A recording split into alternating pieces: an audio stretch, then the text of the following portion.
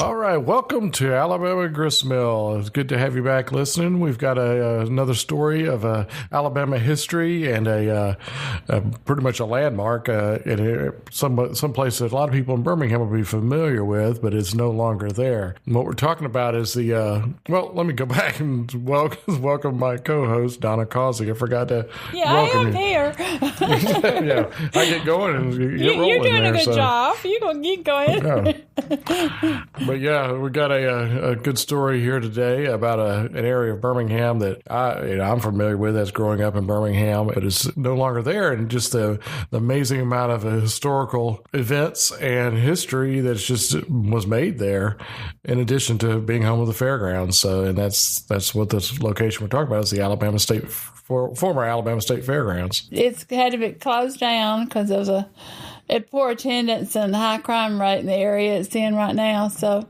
it's sad. Yeah, but for those that don't know where it is, it was over on the west side of Birmingham and near the current 5 Point West shopping area. So from the wide range of things, they had a lot of motorcycle races back in the day. It is actually the first home of Vulcan before they moved it up to the Red Mountain. It was a happening place in Birmingham. Yeah, it was a happening place in Birmingham for a long, long time. For over 100 years, really, because they were having it as a horse track racing way back before 1900. So, well, I'll let you go ahead and take the deep dive into the story now. So tell us a little bit about the history of the Alabama State Fairgrounds. I was just researching it along and found out even more than I knew existed there. The horse track race took place on it. We used to have a lot of horse track all around the state of Alabama in the late 1800s and all, because it was a popular thing. Certain areas really grew. We had two horse track races. Well, horse racing, I from what I know, is it was pretty much like NFL football for the country at the time. Or the NASCAR, things like that, because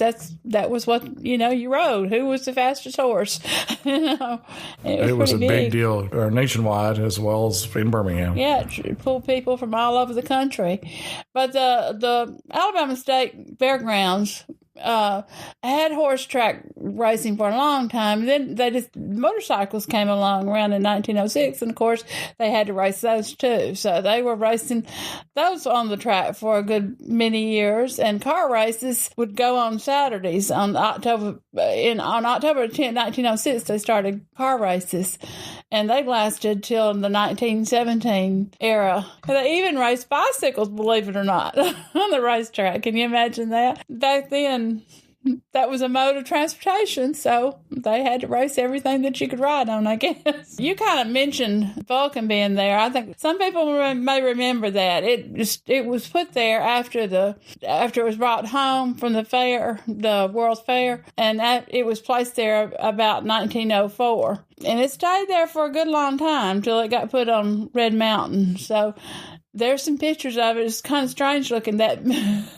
big. We have some on the website. Seeing it down basically not on the mountain, down on the ground. Down right on the ground, yeah, right close to the racetrack. Big, huge. Because it wasn't on a pedestal like it is nowadays. It wasn't on a pedestal. It's just sitting on the ground. They really had to put him back together to get him back on the mountain and all. So some of the things probably didn't get right back in the right place for a long time, but they finally got him straight when they put him back on Red Mountain. Well, I imagine we'll have our own podcast episode about the movie and dealing with Vulcan coming up. So yeah, don't want to spoil too much of that now. Oh yeah, I don't want to tell everything about that. That's an interesting story in itself with Vulcan. Well, the track got so dilapidated after many years of use that buildings started getting run down, and grandstand was looking kind of bad, so they had to close it for a while. But they redid a lot of things, and they opened it again in 1925 and had a seating capacity for 10,000 people at that time. And they started doing their horse racing again Monday through Friday. Can you imagine? Every day of the week they were doing horse racing.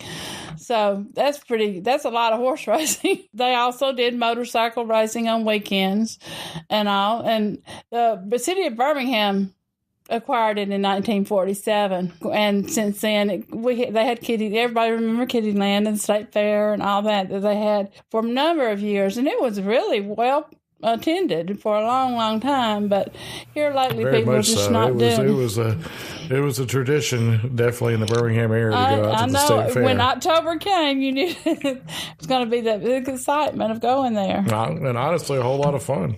Oh, yeah, a lot of fun. Everybody had many years of fun at the state fairgrounds and during October and all year long with Kittyland and everything else they had there. So it was a fun place to be. A feature of the fairgrounds for many years, though, was the Birmingham International Raceway, which took place where that's what I was talking about, the horse track and the motorcycle and everything. The first motorcycle race was held in 1906, and then just 3 days later, they started racing cars. They kind of shared it together. Horses were kind of going out a little bit at this point. It changed into automotive things at that point. In 1932, they reduced the oval down to a half-mile circuit, and it was used until World War II in 1942 and reopened in 1946 after the war and had auto racing. Really, it became big then. It was paved in 1958, and it was reduced again to a quarter-mile, so it's getting smaller and smaller at this point. And then in 1960, it was changed to a 5/8 mile course. 8 NASCAR races were held there between 1958 and 1968. And that's when, you heard the Alabama gang talked about. And we won't go into that either. That's a whole nother story in itself. But they dominated the track. Then in 2008, the track was shut down. And in 2009, the grandstand was demolished because of all the problems they had there. But it's kind of a short little brief history of what happened along the years. I know you said there was a lot of racing going on. What are some big historical events that happened with that? Well, one I really enjoyed finding. I did some detective work on this one, trying to get to the answer to it. But did you know that a famous woman race car driver was killed on the track? And another woman set a world record on the racetrack. See, I always look for these women's stories. You never get them a lot. It's hard to find them. Yeah, because I hadn't heard that. I didn't know about that. So you didn't even know women raced back then, probably. Well, I you wouldn't think of it. Not as strong. No, it was definitely not a. It's still not today, but back then they were even doing it then. There were risk takers then. You just have your Danica Patrick, and that's as far as the main racing, that's about all you have. And she just retired. Right, exactly. But back then they were really daredevils in the women's category. But the problem they were not allowed to race the men. And that was a big problem because all they could do was just set speed records and stuff like that and do stunt driving. But they could, for some reason, they just didn't feel a woman could race a man. So it was too dangerous. Is what they were thinking. So but they could do all these dangerous stuff. You said that it was you kind of had to figure this out, or you found a mystery about this? That story. I'm on kind of sidetrack here. But anyway, I discovered this little article that was written in the Birmingham News. It said that on October the 7th, 1906, an estimated 30,000 fans witnessed Frenchman Jean Lacoste set a world speed record of 60 miles per hour in an automobile on a closed course that year. But there was one thing wrong with that one. Notice I said French man. I said it distinctly for that reason. Well, Jean Lacoste was a woman. She was not a man. She was a woman. She was a French woman, and they didn't even pay enough attention. Here she set the world record there back in 1906, going 60 miles an hour, and they call her a man in the article. It's sad. But anyway, she held the world championship for women's speed driving in the 1930s. I when I found out that she was a woman and not a man, it got intrigued me even more. So I started looking a little bit more, and I found very little about her. Occasionally her name was here and there, but she really was some exciting things. One time she was at the beach doing an exhibition down there in Florida in the 1920s or 30s, and this one was held on 1926. It was the Florida State Fair, because that's where she would go a lot of times, is to these state fair exhibitions, and it was held in Jacksonville, and 25,000 people came out to attend it. And remember, I told you she said it in front of 30,000 people in Birmingham. So, I mean, they attracted crowds, and this woman did for getting so little notice. Anyway, she went out there on the beach, and she was racing Italian racing star John De Palma, and I don't know how she managed to get around it, because they don't like to have men and women racing, like I told you before. And on another day, she raced on May 27th, 1926, in Daytona Beach, Florida. And this was an exciting race that day because she was racing down the 3-mile straightway, and all of a sudden her car caught on fire because you're going so fast. A lot of times they caught on fire when you were racing them, pushing them that hard. She was going nearly 138 miles an hour. Can you imagine that? And those you're thinking about the type cars they had back then in 1926 too. And she so when it caught on fire, she had the wherewithal to think ahead, and she headed for the surf, and her car went into the water so she could put out the fire, and it saved her from being killed. She jumped out of the car just in time to save herself from injury, or being killed. But anyway, they had a picture of her right before she jumped out too. But I mean, you didn't hear a lot about it. But you think that'd be a big news story, wouldn't you? But it wasn't. I mean, but that's an advantage of being at a race on a beach, though. You can just drive the car right into the ocean and extinguish the fire. Right. I don't know if I'd want to do that at 138 miles an hour, though. No, I don't think I would either. Anyway, but the picture was kind of remarkable with her jumping out of the car, so it made it all the way to Milwaukee. So that's where we found the picture and all, with her plunging her car into the ocetion. But she got right back in. You found it in the Milwaukee newspaper? Yes, it was in the Milwaukee Sentinel.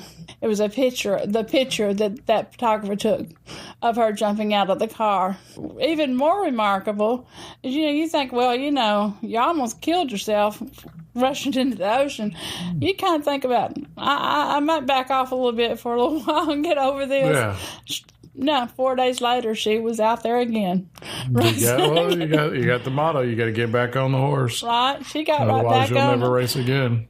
Whatever happened to her? I mean, I haven't heard from her or heard anything. I tried to find more information about her, and I couldn't find any more. So she went on with racing, I know, but I didn't hear much about it. Things died down. That happened a lot to women if in time, they were just forgotten. It was they were just left behind in the news for some reason. The women race car drivers and stunt drivers were popular in those days, but they weren't allowed to do anything but set speed records or do stunt driving.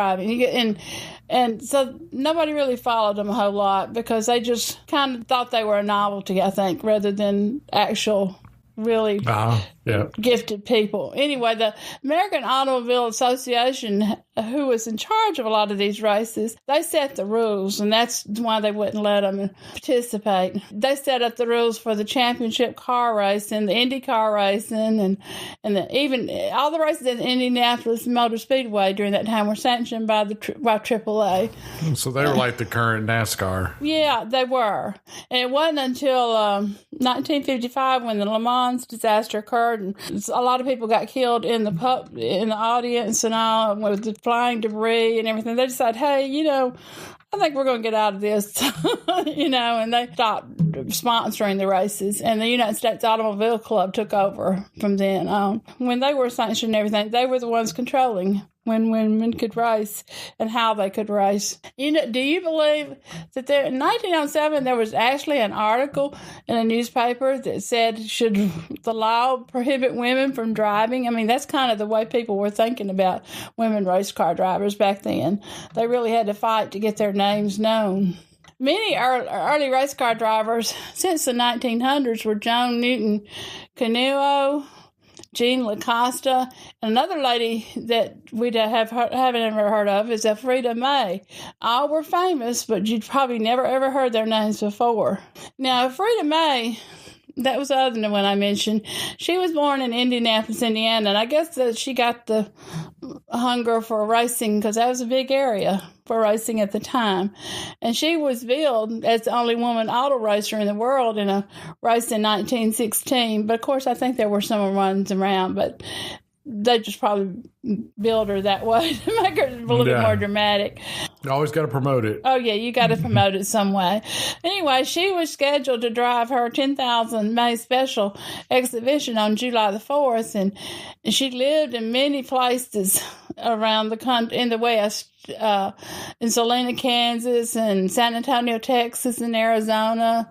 Then she went, and I guess she went to Florida, too, because Florida had a lot of little races because beach races were a big thing. She started as an airplane stunt woman and a wing walker in 1910, and then she switched to race cars in 1912. But anyway, like I said, she was not allowed to compete against men, so she had to look around for speed trials or stunt driving and set records here and there. She set the unofficial 2-lap track record of 1 minute, 24 seconds on the half-mile racetrack on July 4th, 1916 in Kansas. And 4 days later, she ran 2 laps on the half-mile racetrack at the Kansas State Fairgrounds in Hutchinson at 1 minute and 20.2 seconds. Anyway, she raced a lot up there in Kansas for a long time, and she went to Indiana, raced there, and set records there. She was married 4 times, and all to race car drivers. One of them was Johnny May, who drove race cars, and he competed in the International 500. She was always billed as Elfrieda May after that, even though she married 2 other men. One of them was William Pond Chapin, and the other one was Robert Emmett Wallace. The reason I'm talking about her so much is on September the 27th, 1934, she lost her life as a crowd watched her drive through a blazing wall of fire at the Alabama State Fairgrounds in Birmingham, if you can imagine that. That would be a terrible thing to see. She did a lot of stunts, but she had done this one before, and they assumed that what happened, she hit a road scraper, and it just, messed her up on her driving enough, and she plowed through the fairground wall. 2 boys, John Draper and Duncan Davenport, who were sitting on the roof of their automobile outside the fairgrounds, were hurt when the Daredevil's driver's car struck their car. So there they were sitting there watching it, and they got hurt pretty badly. And Jinx Holan, another performer, got hurt too. So here, it was a tragedy. It really was. I can't imagine watching all that go on, right? Because, they didn't have the fences and stuff like they do now. I know we got on the Alabama Pioneer site, we've got some newsreel footage of her a few weeks before that incident where she died at the fairgrounds in Alabama. So it's kind of interesting to see the time frame and what she looked like, the type of car she was driving, that type thing. And so check that if you can on the AlabamaPioneers.com website. Yeah, it'll tell all about the story and a little bit more about it. Maybe have some links too to some of the things, other things you might not know about women race car drivers. Her husband at the time, Ray LaPlante, just assumed that she had been burned when the car went through the fire, and he thought that's what happened, but they don't know. It was also assumed she hit a road scraper, but whatever it was, she had done the stunt many, many times before, but it just didn't work out that day. So, those were 2 events, anyway, that happened there. A world record being set and a woman race car stunt driver being killed like that. It happened at that. I'd never heard of those stories. Basically, the first woman stunt driver, or race car driver, ended up, losing her life there definitely a dramatic fashion, driving through a flaming wall and everything. Well, you can think back then too. They didn't have all the barriers they have now. Between the audience and all, you were really up close. I'm sure. You're right up on the rails and the edges and everything. So, well, that Alabama Fairgrounds in that area definitely had some history behind it. It's a shame to see that gone and missing, because even those grandstands. Those were, I just remember those. It's really, really, really sad that it's gone, but I guess if they can't have the attendance and all, the big thing is we're lucky we have all these newsreels and we have these memories and we have these stories that we can continue to share. And we may lose things over the years, like the grand fairgrounds, but we do have these stories that we can carry with us. And that goes for these little newsreels that we find from time to time, too, that show a lot, and the pictures that we have. So We know what was there. It changes over time. We can't stop time. Well, I know there were other stories we're going to get into is in addition to motor races there. Yeah, there were a lot of things that took place at the fairground. These were just two little stories I happened to run across. It kind of intrigued me because they happened. What really intrigued me was when they called Jean Lacoste and said she was a man. I had to keep looking. It just bothered me. Here she had set this world record, and she couldn't even get recognition as a woman having absolutely. And with stories like this, we always like to take make a comment your memory out at the fairgrounds that you had out there, that what you saw, and just you can make the comment on our Facebook page or on the podcast page on the website. Just kind of add in your memory, a favorite memory of the Alabama State Fairgrounds, because I know we all have one. Yeah, I have lots of good memories of walking there. We lived kind of in the close to the area that was nice. People used to walk a lot more than they do now, So, but they had to. Yeah, you had to. You didn't have two cars back then, so you'd figure out a way to get there. A lot of times if they had a car, there's only one. Well, yeah, but make a comment, add it, on the page or the Facebook or any way you hear this, or send us an email at info@alabamapioneers.com with any type of comment that you've got regarding the site or the podcast or questions you have. And if you know anything more about Jean Lacoste, what happened to her, it'd be interesting to hear, because I lost her after a period of time that nobody followed her, so it was kind of interesting. And another thing we want to mention is we have we have the Alabama Patron program going, Alabama Pioneers Patron program that you can join, where you can discuss even further among members about historical elements, not just about Birmingham, about the state of Alabama, and have queries and things like that. So it also supports us doing this podcast here and all the other things we do with AlabamaPioneers.com and the other projects we are working on. We've got a lot of exciting ones coming up that we're going to be sharing with y'all as well, or sharing with our listeners as well. So take a look at that. Yeah, one thing about the Patreon patron program too that's really nice is making it more interactive. So we're trying to get you can make comments yourself or ask questions yourself on the Patreon site. So it becomes a situation where we make history come alive with our own ideas and thoughts and with everybody that's a part of it, all our members. I mean, we want to kind of just create a conversation and bring back these memories that are going to be, if they aren't recorded or captured, will be lost, and we don't want to do that. So they're fading fast too. So it always is. Time flies by, so let's capture those. Let's capture those. But if you want to join the Alabama Patron program, you can go to the website. There's a big button that says big button on the side that says become a patron, and you'll go and you'll see all the different levels that give you different levels of access and the ability to ask certain queries and everything. So we're excited because we just recently met our first goal of 100 patrons. We did. And all those patrons got a book or emailed out to them. One of our popular how do I start with genealogy? I guess that's not where do I start? Where do I start? Where do I start? And it has a lot of helpful things and guidance to actually begin with genealogy with your own family and questions to ask and things like that. So, but everybody received that. We do have one more goal. Our next one is 250 members, and that will also, once we reach that goal, we'll be sharing out the first Alabama Footprints book. That's right. Which is a great reward, and that everybody will receive that are patrons. So we've got those out there in addition to there'll be special stories and in-depth stories and things like that. Really appreciate our patrons that have already joined, and it's becoming an exciting community. So take a look at that if you're interested. And we'll go ahead and wrap this episode up. And guess it's time to come to a close again, isn't it? Yeah, absolutely. Time goes by.